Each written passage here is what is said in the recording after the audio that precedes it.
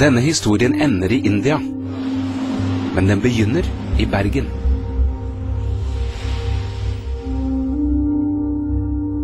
Den begynner med 9 år gamle Elina, som ikke klarte å ploge ned fra fløyen fordi hun hadde så vondt i ankelen.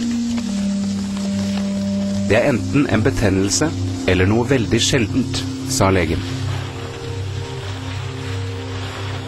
Det var noe sjeldent. Det var osteogensarkom, en sjelden type benkreft. 18 cellegiftkurer senere, og 2 dager før jul samme år, får Elina beskjed om at kreften har spredt seg til lungene. Kort tid etter avsluttes behandlingen. Det er ikke mer de kan gjøre for Elina. Sykepleier Solveig Hauge hadde et spesielt forhold til Elina. Hun fortalte Elina om sine reiser i India, og fra sitt arbeid ved Mor Teresas barnehjem i Calcutta. Elina er en av de pasientene som jeg har hatt veldig sterkt møte med, og som jeg fikk en veldig sterk relasjon til. Og gjennom mitt opphold i India, så hadde Elina fått et forhold til India.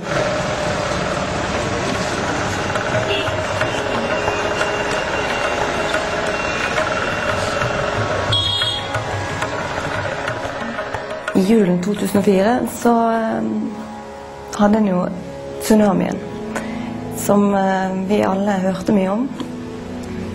Elina var veldig opptatt av alle disse barna som da ble rammet av tsunamien. Og Elina hadde jo også tidligere vært opptatt av andre barn som ikke hadde det så bra, og hadde et fadderbarn som var vokst opp i en SOS-barneby. Så hun begynte å samle inn penger.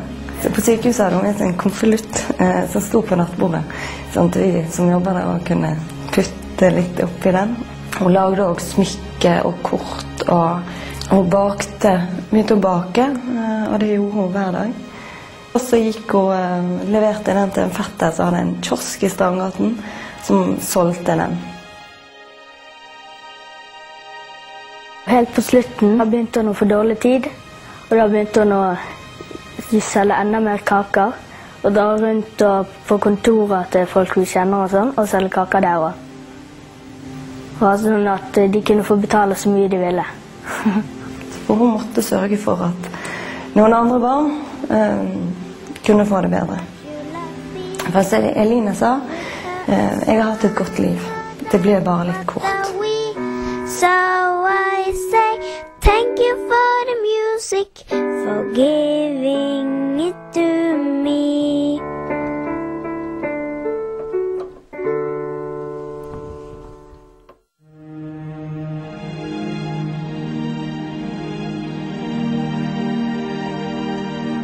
Hun var kjempegøy og en utrolig bra søster som alltid passet på oss.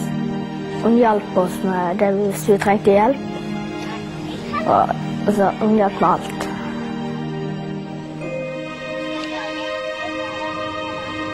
Det er veldig trist at noen var døv sånn. Hun hadde jo vært helt lik, altså. Hun ville jo ha hjulpet folk enda, så hun hadde gjort enda mer.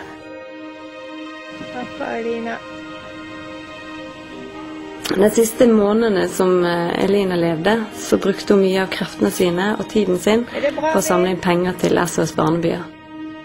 I begravelsen så ble det naturlig for foreldrene hennes, og i stedet for å ønske seg blomster, så ønsket de penger til det som nå var blitt Elina sitt prosjekt. Og det var SOS Barnebyer. Og det var en SOS Barneby som ble bygd opp i Pondicherry etter tsunamien.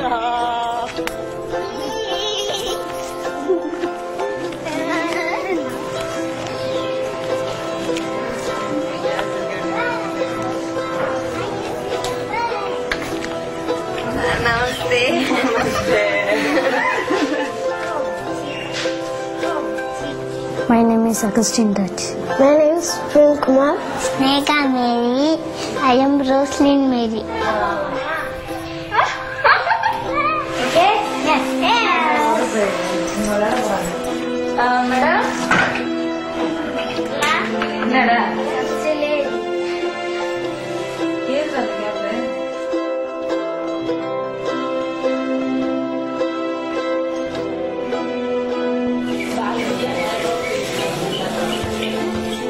எனக்கு இப்போ மற்ற உயிரினங்களெல்லாம் நான் ரொம்ப கண்ட்ரோல் பண்ணணும்னு ஆசைப்படுறேன். அதனால டாக்டர் ஆகணும், நர்ஸ் ஆகணும், அது போல இருக்காங்க. Computer class, library, mridangam, keyboard, dance class.